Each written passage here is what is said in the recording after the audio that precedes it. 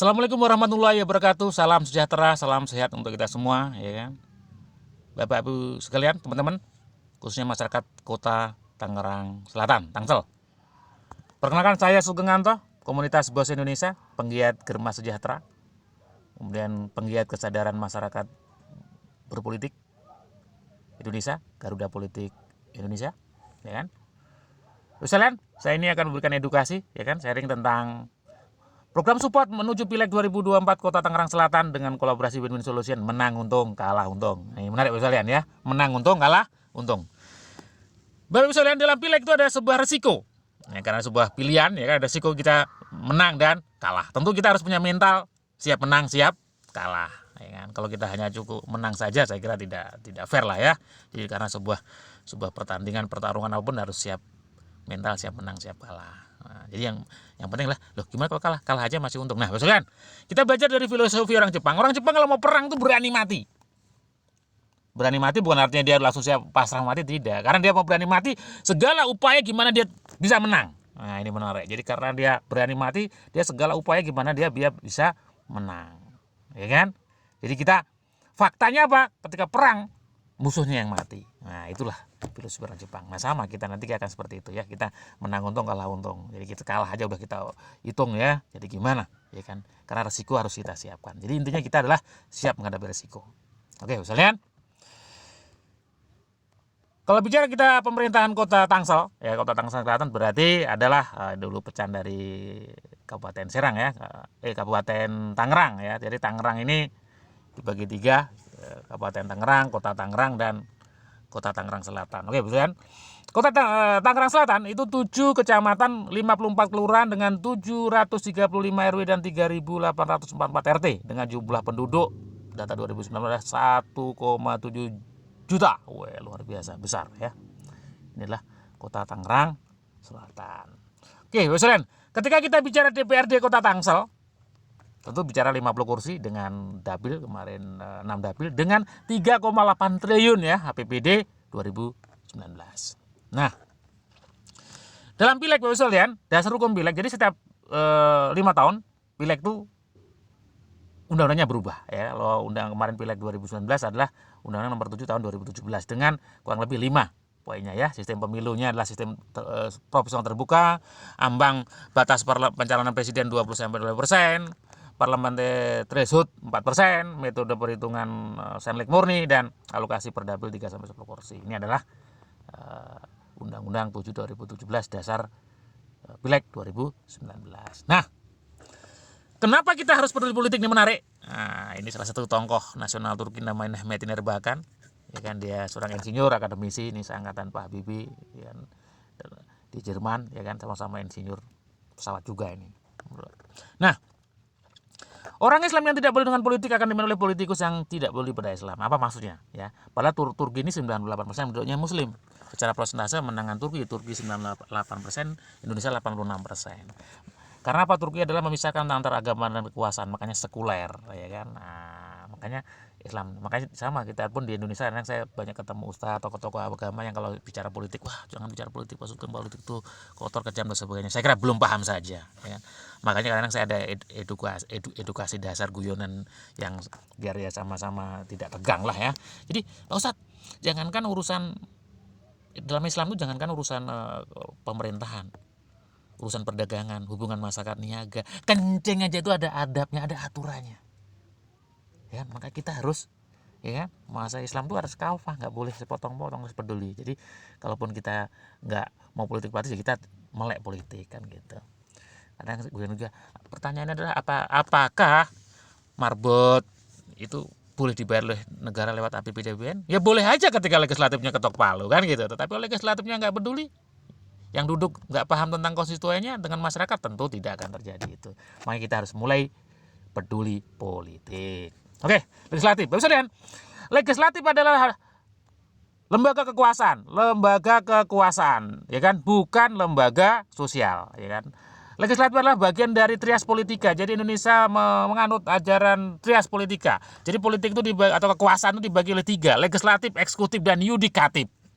Ya kan? Nah, kalau kita bicara legislatif Indonesia berarti bicara MPR, DPD, DPR RI, DPRD provinsi, DPRD kabupaten kota. Dengan fungsi legislatif adalah membuat regulasi undang-undang atau perda, penganggaran atau budgeting dan kontrol pengawasan. Ini bicara legislatif. Oke. Hal-hal penting dalam pileg selain ada kurang lebih 8 hal penting. Yang pertama adalah undang-undang selalu berubah setiap 5 tahun. Nah ini, setiap 5 tahun undang berubah, maka kita harus memahami undang-undang ya. Karena itu dasarnya kita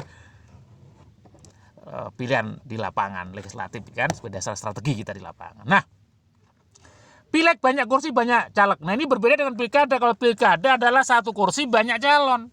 Kalau pileg banyak kursi banyak calon. Nah kalau dalam satu dapil itu ada 10 kursi, artinya, nah ini Bapak sekalian, kalau di dalam satu dapil itu ada 10 kursi, artinya ketika 90% orang tidak suka dengan kita dan partai kita, ya kan, cuma 10% aja yang suka, kita masih punya kursi. Nah ini menarik kan, karena di dalam pileg ini tidak harus nomor urut 1, nomor urut 1, 2, 3, 4, 5, 6, 7, 8, 9, 10 dapat kursi. Nah, ini menarik kan. Nah 90% lebih kursi legislatif adalah kursi jamaah. Nah ini harus Bapak Ibu sekalian. Jadi kalau memang harga satu kursi itu 20.000, jarang yang memilih secara individu nyoblos 20.000, ya, rata-rata 10.000 atau bahkan kurang. Nah sisanya adalah apa? Suara caleg lain dan suara partai, itulah yang disebut dengan suara gotong royong jamaah tadi. Jadi teman-teman yang duduk dewan kan harus menyadari ya, kalau itu kursinya dia kursi jamaah berarti kita harus peduli dengan caleg yang lain ya, yang nggak duduk. Nah makanya ada caleg terpilih dan tidak terpilih, maka harus kesepakatan win-win solution. Iya dong, kita ini kan Pancasila, keadilan sosial, musyawarah mufakat, persatuan Indonesia harus kita jaga, ya kan. Nah pileg berdasarkan daerah pemilihan dapil untuk pasca reformasi, pileg menganut sistem terbuka, ya kan. Jadi Undang-Undang Dasar 45 itu diamandemen 4 kali, 99, 2000, 2001, 2002. Salah satunya adalah sistem politik terbuka pemilu kita. Jadi one man one vote, satu orang satu suara, suara presiden satu suara, suara tukang becak satu suara, suara petani satu suara, sama bosnya petani satu suara juga. Jadi ya kan, sistem one man one vote. Nah pasca reformasi banyak muncul caleg baru naik karena kesadaran politik udah mulai bagus. Jadi ini menarik ya kalau kita bicara pilihan legislatif. Lanjut. Nah kalau kita bicara kota Tangsel, ya kan, kita ada 9 partai yang mendudukkan kursinya di Dewan. Ya, ada 10 kursi di Golkar, kemudian PDIP 8, Gerindra 8, Partai Keadilan Sejahtera 8, Partai Demokrat 5, Partai Solidaritas Indonesia 4, Partai Kebangkitan Bangsa 4, Partai Amanat Nasional 2, Partai Hanura 1. Ya kan? Jadi menarik ya. Ini bicara Tangsel. Yang menarik adalah ada partai baru ini, luar biasa, PSI 4 kursi. Nah, beberapa catatan penting dalam pileg kota Tangsel 2019 adalah kursi terbanyak adalah kursi Golkar, begitu juga 2014. Jadi Golkar termasuk yang pertahanan ya. Nah, kemudian 55% anggota legislatif adalah wajah baru. Nah ini menarik. Berarti separuh lebih anggota legislatif orang baru, artinya ini dinamis. Ini berarti tidak gampang mempertahankan kursi ya anggota dewan ya. Ini menarik. Jadi inilah dinamis. Yang ketiga adalah harga satu kursi adalah 12.000. Harga kursi pengertiannya adalah DPT kalikan jumlah kehadiran saat pilihan. Jadi anggap aja 7%, berarti dibagi jumlah kursi, itulah harga satu kursi.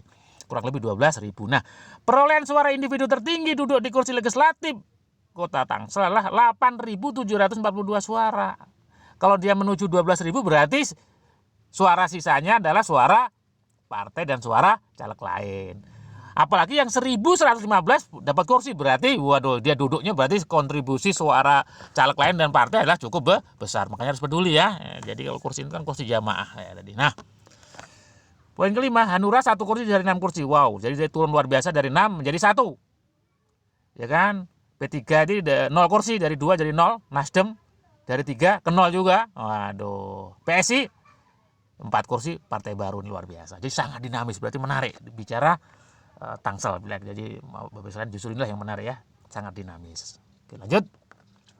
Nah, menuju pileg 2024 kota Tangsel, Bapak sekalian, menuju pileg 2024 kota Tangsel, ya kan, saya kira kalau undang-undang masih digodok ya. Nah, tapi secara umum seperti ini saya kira masih sistem pemilu, sistem proporsional terbuka, jumlah kursi 50 kursi, daerah pemilihan kurang lebih 6 dapil, sistem pemilihan one man one vote, banyak caleg baru ikut berpartisipasi, pemilihan kota Tangsel heterogen ya, penduduknya heterogen, status ekonomi semua kelas ada, dominan kelas menengah. Nah, persaingan semakin ketat, untuk itu 3M harus lebih awal dan terukur. 3M. Nah, 3M itu apa dalam politik? Sekalian ada kan dalam 3M. M pertama adalah mapping, jadi mapping itu sangat penting ya, mapping suara, mapping wilayah dan sebagainya. Kemudian M kedua adalah monitoring atau maintenance. Nah, itu energi yang paling besar, waktu yang paling lama lah monitor. Dan M ketiga lah mobilization, jadi memobilisasi yang dimonitor jadi terkonversi jadi suara. Jadi kita nanti bicara kerjasama win-win solution adalah paling banyak bicara 3M ini ya, Bapak sekalian. Oke. Nah, pileg itu targetnya suara. Jadi kalau kita bicara legislatif itu targetnya adalah suara. Kalau bukan masa, kalau masa kumpulin orang di lapangan, ada datang penyanyi dangdut, orang bisa rame, suruh milih A ya. Tapi ingat, ya kan, suara justru siapa pemilih kita, kebutuhan kita harus pahami ya. Hukum yang dipakai di dalam memenangkan suara adalah hukum memberi dan menerima. Jadi jangan berharap menerima kalau belum pernah memberi, ya kan. Nah, jadi hukum memberi dan menerima. Nah, sebelum dipilih ada 4 tahapan untuk dipilih. Kali ya, ada dikenal, diterima, disenangi, dipercaya. Jadi sebelum dipercaya kita disenangi, dikenal dulu, karena ini dasarnya menuju dipilih. Jadi kalau cuma spanduknya besar, brosur di mana-mana cuma dikenal. Tapi kalau lawan politik kita udah masuk tahap 2, 3, ya kita dikenal tidak bisa menang. Tapi kalau lawannya nggak kerja, mungkin dikenal aja menang kan gitu. Jadi ini hal yang paling dominan nanti. Nah, kita bahasan cukup panjang kalau bicara 4D ya kan. Nanti ada edukasi detailnya tentang 4D ini. Oke, lanjut.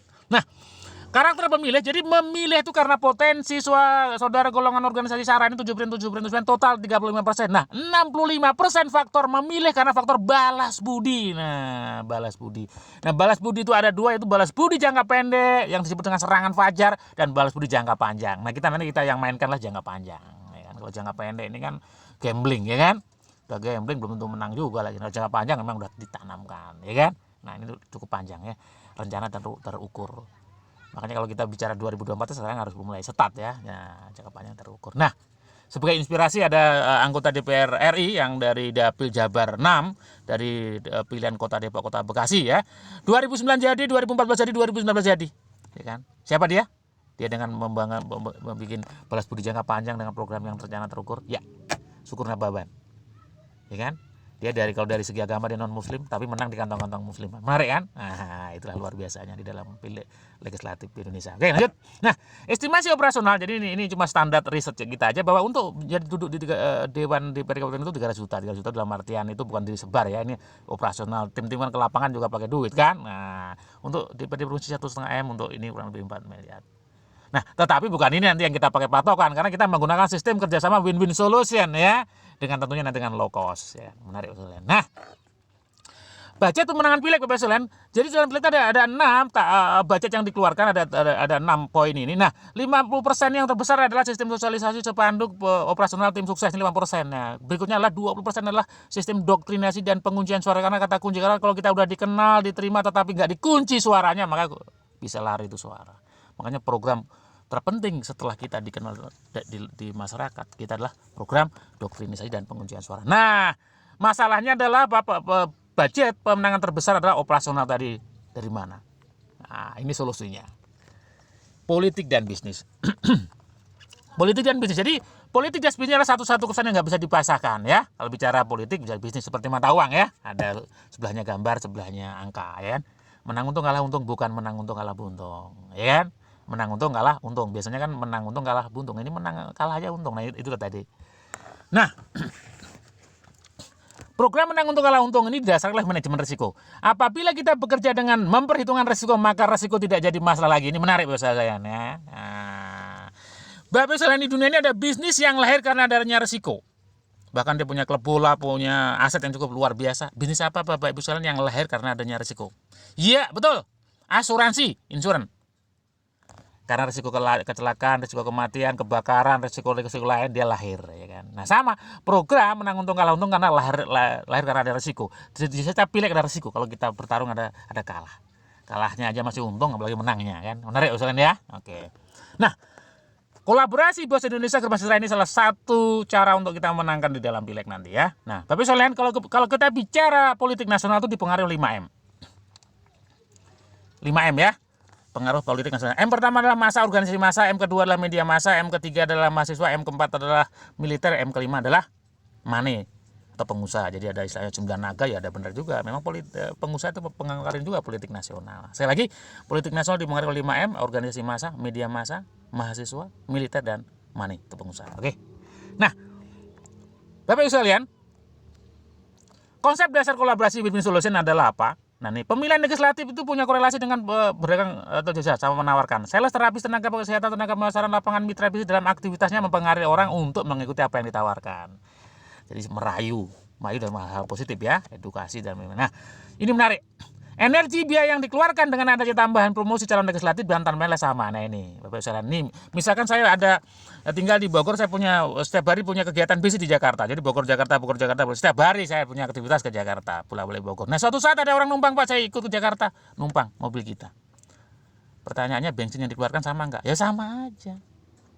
Ya, tetapi kalau kita hanya dari Bogor ke Jakarta ada urusan tertentu ya, yang khusus ke Jakarta, ya tentu biayanya cukup besar. Gitu kan ya. Jadi itu nanti ya kerjasamanya. Nah, mempengaruhi orang lain dengan dasar trust, kepercayaan pada tahapan tadi. Dan yang paling penting adalah mempengaruhi orang lain tanpa dibaca oleh lawan dan kompetitor dan no money politik ya, karena kita nggak bermain uang-uang yang tidak sehat di dalam politik ya.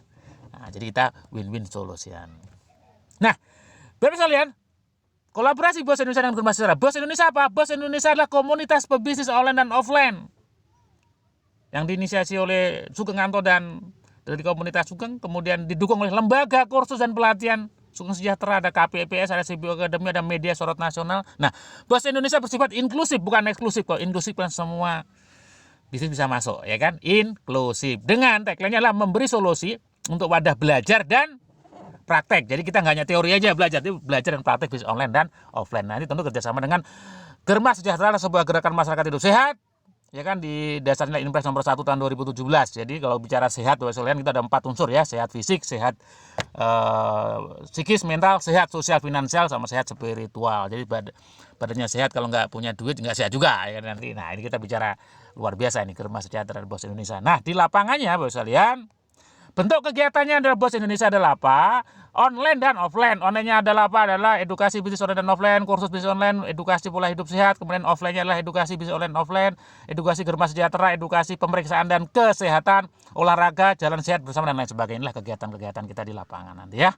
Nah, di dalam aktivitas di lapangan dijadikan kekuatan monitoring. Jadi sales, agen, terapis, tenaga kesehatan, pemasaran lapangan, monitoring ini juga tenaga monitoring yang dijadikan tim penguncian suara nantinya, ya kan? Nah, pertanyaannya operasional yang dikeluarkan dari, ya tentu dari bisnis kan, dari sudah ada budget bisnisnya. Jadi kita nggak mengeluarkan lagi timnya.